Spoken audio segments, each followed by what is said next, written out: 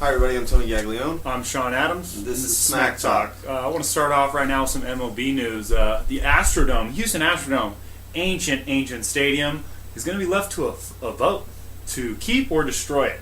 My vote, destroy it. Destroy it. It's a great a waste stadium. Of space now. But it doesn't. It's outdated. Just like It the is Twins. outdated. Just like the Twins with the Metrodome was Is an that still outdated there? stadium. Well, it's still there because the Vikings still playing it. But There you go. But there's no other use for it. The Astrodome's not being used for anything. They could definitely renovate it, do something with it, but I don't think the city of Tech or the state of Texas, the city of Houston wants to put money into it. It's probably a better investment to make a new stadium. They're talking about renovation, but the only reason they should renovate it is I would like to see an MLS team play on turf. That'd be kind of cool. That way they can have the competitive advantage in their home stadium, like the Twins did, or like the Astros did when they played there. It would be interesting. The ball would be a little fast, but it would be fun to watch. Yeah, there are a few soccer teams that do play on turf nowadays, but they're not in the U.S. One thing I think about the Astrodome is that there were many great memories there. Nolan Ryan's perfect game. Punched Robin Ventura. Yeah, exactly. There's been some great things. Obviously, the biggest thing is that what is the city of Houston going to do with a relic that you could hold concerts there, but there are other places now that they can do all these things. Sure, but if you can find a pro sports team to go there, then go ahead and renovate it. I say because it'll bring more money in the long run. Yeah, but they have to be known, and they have to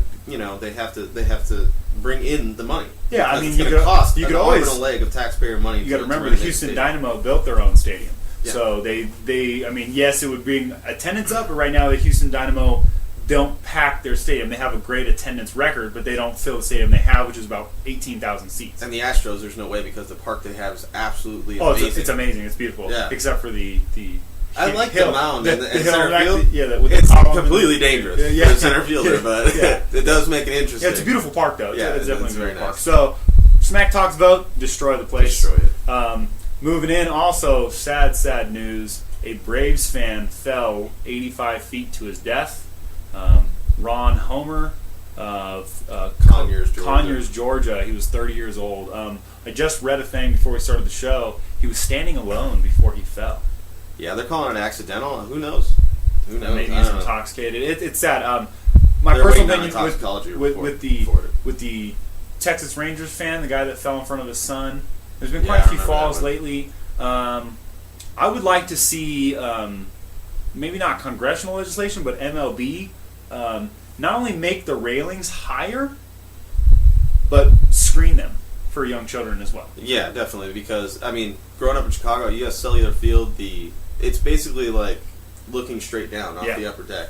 If people are nervous to walk down the stairs, because when you're walking up from steep, 15 rows down, you can see directly over. That's how small the railing is. Yeah. And you feel like if you fall, you're going to tumble, you're going to roll, and you're going to roll right off the darn thing. Yeah. So I agree with you. They need to screen them or pick up the railing a little bit. Or when they're building stadiums, they don't need to make it as steep. Yeah, I understand why, because it's hard to see the game from the upper deck anyway, but that's why they're $5 tickets. Yeah, exactly. Exactly. I'm in favor of eliminating upper deck seating all in all. I like the way soccer stadiums are built, how they slope it back, sure, and they rise the pitch up or rise the stadium up so that everyone can view the pitch, as well as like NFL stadiums. Take a look to your right here in the room. I got a picture of Soldier Field. I've been in the upper deck at Soldier Field. That's all I can afford. The tickets are crazy, and it's really nice, and you can see the whole game, and it's beautiful, and you're not afraid to walk down the stairs. Exactly. You look at new NFL stadiums that are built. Sure. They don't That's have renovated. that. Sure. You don't have that problem anymore. Whereas back in the past, when they built these things like the old Candlestick Park, the Astrodome, things like that. The stadiums were built in such a compact area that the upper deck is not only is it elevated, but the angle of the seating it is. I've been in Oakland A's stadium, and the upper deck is not that bad. Okay, it's not that bad. It looks terrible. I have been to Angels Park. I've been to Petco Park. Those stadiums are a lot better. I would say Oakland's not as bad, but I know there are stadiums in the United States, baseball stadiums specifically, that are ridiculous. Horrid, yeah. It's terrifying. It's terrifying. I was terrified as a child. Oh, yeah. I was holding on to the railing, holding on to my dad on the way down the stairs, How about a college stadium style like the Big House in Michigan? Yeah. Where there's no upper deck whatsoever. It just keeps going back. Yeah. And it's on a slant. It's a very subtle slant. Yeah. And you can see the game from whatever seat you're at. Yeah. And you know what? In my opinion, is this: if you're so concerned about making stadiums that seat more people, and you want to get the ticket sales, do it like the soccer stadiums. I mean, Manchester United can seat like 80,000 people at Old Trafford. It's an old stadium. They've renovated quite a few times, but they don't have those kind of problems. And I'm in favor of the design like the NFL, how they wrap around and soccer stadiums and have the low rise, and like you said, Michigan, the Big House, how it slopes back. You know, baseball. First off, your attendance isn't that great. No. Okay. The Yankees, the Tigers, the Red Sox. Yes. Baseball stadiums, with the exception of the Yankees, the Tigers, the Red Sox, places like that, Wrigley Field, they always sell out. You're going to make a 60,000 seat stadium that you have 40 to 50% filled during the regular season. Yeah, during the playoffs, it's great. If they make the playoffs. Yeah. But if your team doesn't make the playoffs, like 70% of the league doesn't, well, you look at Oakland. Oakland, they have part of their bleachers closed most of the year. Oh, really? I didn't even tarped over. Yeah, see? You know? I mean, it's only as big because they used to have a football team there, or they still do, actually. Oakland Raiders. The Raiders, they still play there. So, I mean, there's an excuse for that. But as far as, like, the White Sox even, I'm a fan of the White Sox, but they never sell out. Yeah. Well, the Texas Stadium in Arlington, where the fan death happened, the stadium is not packed all the time. And here's my opinion. Okay, I understand you got pricing for your tickets, but if you're not selling out a game, why don't you just reduce the price for all the seats that are seats? Yeah. Well, I mean, I can understand if you want to get behind third base or behind the catcher, behind first base, they'll keep those prices the same. But the rest of them, if you know you're not going to sell it out, if it's the Texas Rangers versus Houston Astros, Texas Rangers versus the Blue Jays, we know that the Blue Jays aren't bringing traveling fans. You know, here it is, man. General admission tickets. If you're not selling out, general admission. You get there early, you sit front row. Make all the tickets the same price. Yep. If you're that big of a fan, you're going to get there for batting practice. You're going to see all that. Sit front row. Yeah. You come an hour late, sorry. You know? Yeah. And it comes back. It's sad that somebody, my heart goes out to his family, his loved ones, his friends, anybody that knew this guy. He's only 30 years old. I'm 30 years old. I can only imagine what my family, my loved ones, my child would feel like if I was no longer there because I fell at a baseball game. Yeah, it's ridiculous. First off, I've taken my son to baseball games. I don't sit anywhere near a railing. No. If I'm going to pick a seat, it's in like a walkway, middle row. It doesn't have to be up front. Or if it's up front, it's ground level. If I'm falling into the ballpark, and hopefully they're not tasering me like the Phillies do. But I kind of have and I can understand the pricing. You want to buy the cheap seats or whatever, but 85 feet, that's quite a fall. Yeah, and I think MLB needs to do something about this. Speaking of fans running on the field, last week we were at a 51s game, and a fan ran out and sprinted towards center field to touch the wall, and then sprinted back. He did a little dance at center field. And sprinted back. They escorted out of the stadium, but they didn't tase him like the Phillies game. Speaking of the 51s, we attended a 51s game yesterday as well as we interviewed Zach Lutz. He's an infielder, outfielder. He was playing first base, but now that Wilmer Flores has been called up to the Mets due to the David Wright injury, he's now playing third base. That's where he played last night. We did a great interview with him. You guys can check out the end of the segment. We'll have the audio from the interview as well as some pictures.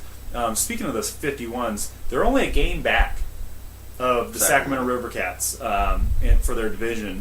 There's 21 games left to play. Playoff spots definitely within reach. Who are some of your people that you like, players that you like on the team that we see their stock going up? Well, last night, as we were sitting there, the pitcher got pinch hit for Eric Den Decker. Mm-hmm.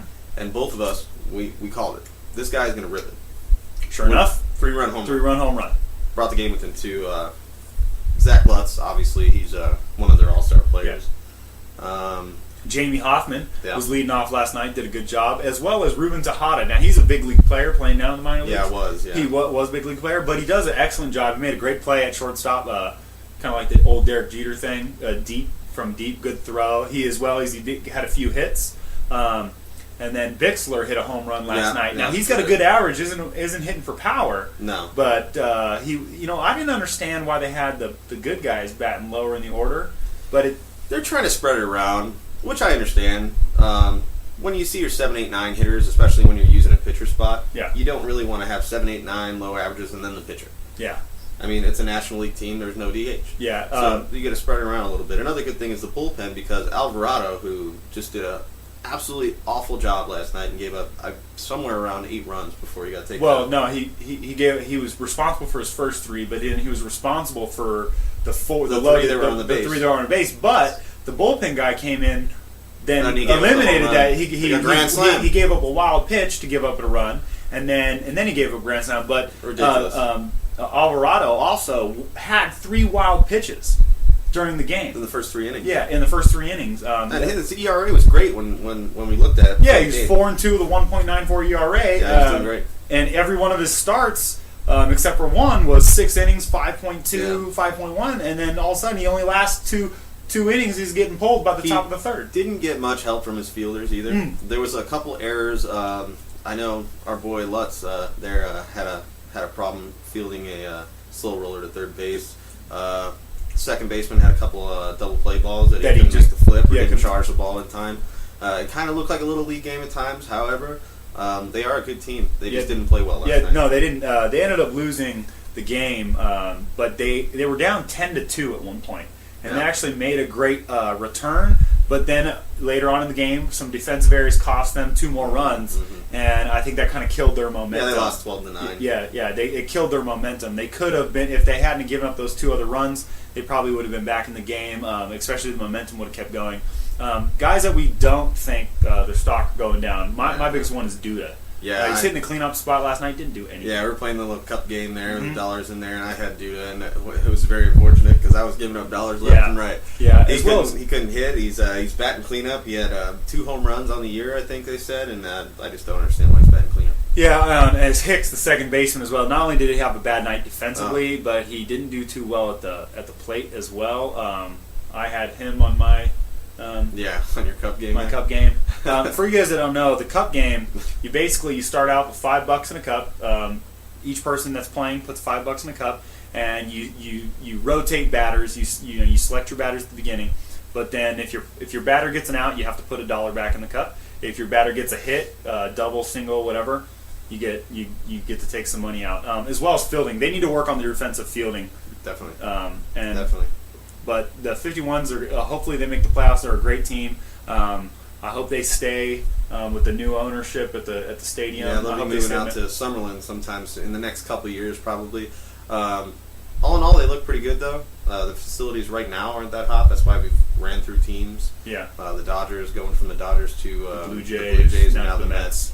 The Mets are good though. A lot of people from New York here in Las Vegas. So. Yeah, it's good. Thanks for tuning in for segment 1 of Smack Talk. Make sure you stay tuned and listen to the interview with Zach Lutz that immediately follows this segment, and then click on for segment 2. Thanks, guys. This is Smack Talk. I'm Shawn Adams. Tony Gaglione. Thanks.